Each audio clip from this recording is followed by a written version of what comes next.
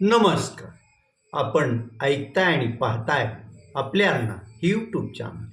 मी गणेश तुकाराम शिंदे तुम्हा सर्वांचं आपल्या अण्णा या यूट्यूब चॅनलवर स्वागत करत आहे. परवा अन्न व नागरी प्रशासन खात्याच्या मंत्रालयातील कार्यालयात एका कर्मचाऱ्याला लाच घेताना लाचलुचपत प्रतिबंधक विभागाच्या अधिकाऱ्यांनी त्याला ताब्यात घेतलं. अन्न व औषधी प्रशासनाचे मंत्री हे राष्ट्रवादीचे नरहरी झिरवाळ हे आहे. ते नाशिक जिल्ह्यातील आहे आणि तो लाच घेणारा कर्मचारी पण मुळातला नाशिकचाच राहणारा आहे.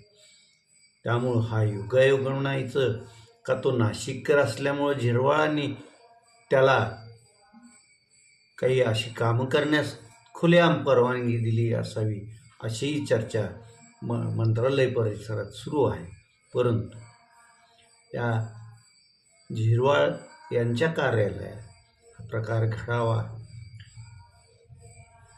ह्याला ही एक योगायोग आहे असंच म्हणावं लागेल. कारण 28 जानेवारी 2026 रोजी बारामती येनजिक विमान दुर्घटनेत राष्ट्रवादीचे 28 तारखेपर्यंतचे सर्वेसर्वा राज्याचे उपमुख्यमंत्री अजित अनंतराव पवार यांचं त्या विमान अपघातात निधन झालं आणि त्यांच्यावर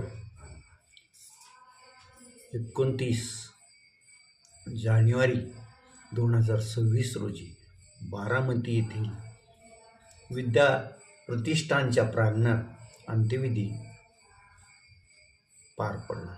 त्यावेळी पत्रकारांनी जेव्हा नरहरी झिरवाळ यांना प्रतिक्रिया विचारली, त्या सांत्वनपर प्रतिक्रिया देतानाच त्यांनी एक त्यांच्याकडून चूक झाली आणि ती चूक होती दोन्ही राष्ट्रवादीचं विलिनीकरण व्हावं, दोन्ही राष्ट्रवादी पक्ष एकत्रित यावे अशी माझी भावना आहे, असं माझं मत आहे असं त्यांनी त्यावेळेस बोलून गेले.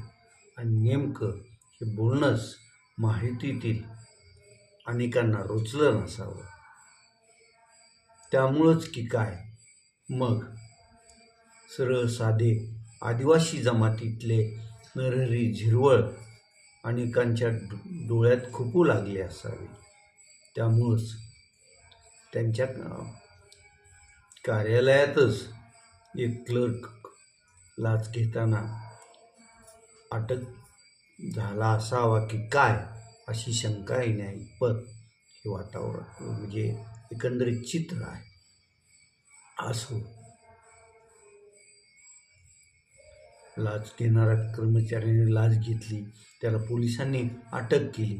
आता त्याच्या निलंबनाची कारवाई सुरू झाली असेल तर इकडं मात्र झिरवाळांच्या कार्यालयात कर्मचाऱ्यानं लाच घेतली. त्यानं झिरवाळांच्या OSDचं नाव यांनी सांगितल्यानुसार मी लाच घेतली असं सांगितल्यामुळं साहजिकच नरहरी झिरवाळापर्यंत याचे धागेदोरे जातात की काय असं राजकीय लोक म्हणू लागले. आणि म्हणूनच मग झिरवाळांमुळं पक्षाची बदनामी झाली वगैरे अशी चर्चाही सुरू झाली. त्यातच काल नवीन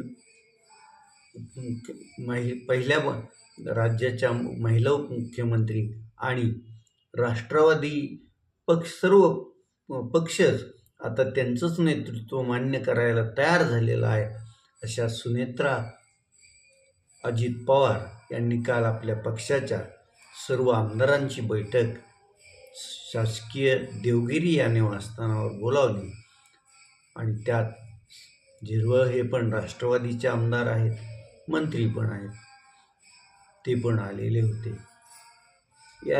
या ठिकाणी साहजिकच उपमुख्यमंत्री आणि नरहरी झिरवाळ यांच्यात काहीतरी चर्चा झाली पण असणार. पण बाहेर मात्र त्याचा वेगळाच बोबाटा उठवण्यास सुरुवात झाली आहे की सुनेत्रा पवार यांनी झिरवाळांना त्या या लाच प्रकरणाचा जाब विचारला, त्यांना झापलं अशी चर्चा राजकीय याच्यात सुरू झाली आहे. असो, पण नरहरी झिरवाळ हे जरी साधेसुधे वाटत असले तरी ते राजकारणात निरुपी असे राजकारणी आहेत, खमके आहेत. त्यामुळं त्यांचा नाद कोणी करायला जाईल तर नरहरी झिरवाळ जे काही प्रत्युत्तर देतील त्यावर जो त्यांचा नाद करील त्याला नादच खोळा असंच म्हणावं लागेल.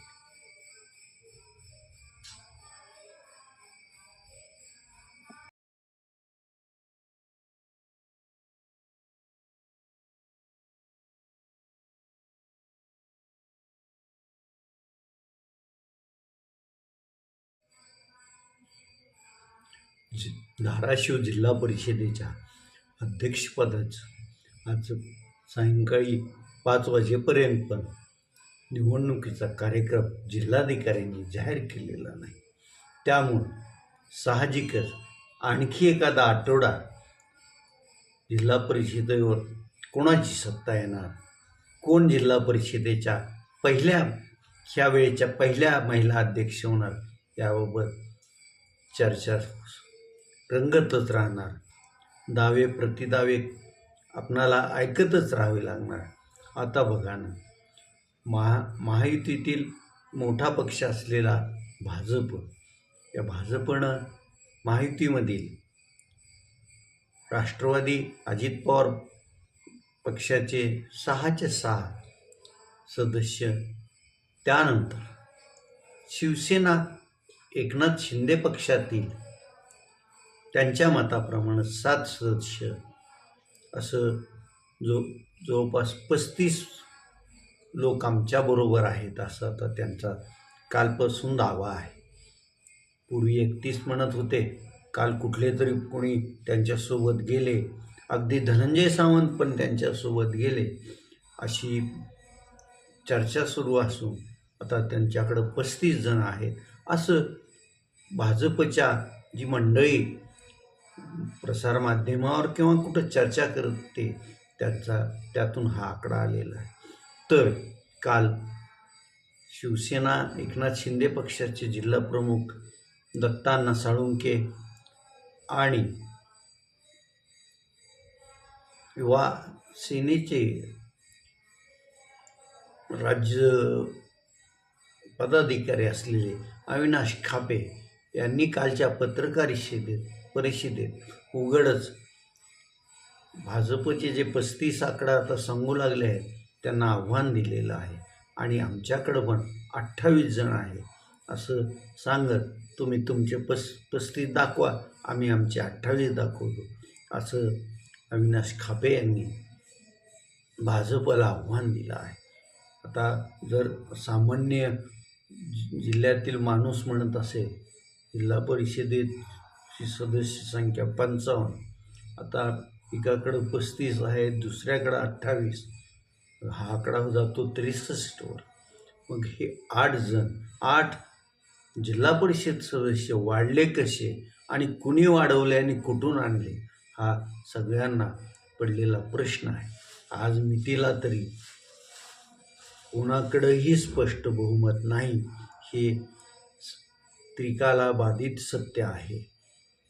ज्यावेळेस तसे कागदावर जी संख्या एकत्रित लढल्याप्रमाणे समजा आमदार डॉक्टर तानाजी सावंत हे सवतासुभा करून 3 तालुक्यातून त्यांनी त्यांचे पाठीराखे यांना निवडणूक लढवावी लावली असेल, पण तरीही ते शिवसेना एकनाथ शिंदे पक्षाच्या बाण या चिन्हावरचेच ते जिल्हा परिषद सदस्य आहेत. त्यामुळं त्यांना त्या 15 जे शिवसेना एकनाथ शिंदे पक्षाचे सदस्य निवडून आलेले ते त्या 15मध्ये त्यांचीही गणना होणारच आहे. समजा शिवसेनेचा 7चा गट जरी भाजपसोबत त्यांनी जर ठरवलं तानाजी सावंत यांना वगळूनच सत्ता करायची तरी 7 जणांना पण तसं भाजपला सहकार्य करणं किंवा तानाजी सावंत आणि इतरांमध्ये फूट पाडणं परवडणारं असणार नाही. कारण जे सभागृहाचा कायदा सांगतो त्याप्रमाणे 2/3 सदस्य फुटून बाजूला गेल्याशिवाय ते गेलेले अधिकृत त्यांनी पक्ष फूट पाडली असं समजलं जात नाही आणि मग पुढं सदस्यत्व राहील की नाही याचा कायदेशीर प्रश्न निर्माण होऊ शकतो. त्यामुळं शिवसेना एकनाथ शिंदे पक्षाच्या सर्व जिल्ह्यातील नेत्यांनी, जिल्ह्याचे पालकमंत्री, जिल्ह्याचे संपर्क प्रमुख, माजी आमदार राजन साळवी, आमदार डॉक्टर तानाजीराव सावंत, माजी खासदार रवींद्र गायकवाड, माजी आमदार ज्ञानराज चौगुले या सर्वांनी एकत्रित बसून काय तो निर्णय घ्यावा लागेल. आणि समजा राज्यात आपण जसा युतीचा धर्म पाळतो तसा जिल्ह्यात पण युतीचा धर्म पाळायचा असेल तर आपल्या अटी शर्ती घालून मग भाजपबरोबर आणि राष्ट्रवादीबरोबर महायुती म्हणून सत्तेत बसण्याशिवाय दुसरा मार्ग नसणार. मग किंवा हे आपले 15 इतर बाजूला राहिलेले 13 जण गोळा करून सत्ता स्थापन करावी लागेल, सभागृहात बहुमत सिद्ध करावं लागेल. ही जोखीम आमदार डॉक्टर तानाजी सावंत उचलणार का या येणारं काळच ठरवेल.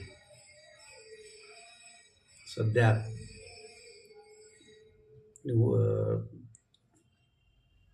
जिल्हा परिषदेच्या अध्यक्षपदाच्या निवडणूक जाहीर झालेली नसल्यामुळं सदस्यांनाही तसा मोकळा वेळ आहे. मात्र नेत्यांना सत्ता कशी आणायची ही धास्ती आहे आणि त्या धास्तीतूनच मग नेत्यांचे खालची फळी एकमेकावर आरोप प्रत्यारोप, आमच्याकडे एवढे त्यांच्याकडे एवढे अशा गप्पा मारतायत आणि त्यामुळं जिल्ह्याची काही वेळ करमणूक होते, काही वेळ डोक्याला ही संख्याबळ कसं आहे, कुठं आहे आणि सदस्य किती आहेत हाही प्रश्न पडत आहे. असो, आज आपण आता इथेच थांबूया. तुम्ही आपल्यांना हे यूट्यूब चॅनल सबस्क्राईब करा, लाईक करा आणि कमेंट्स पण. धन्यवाद.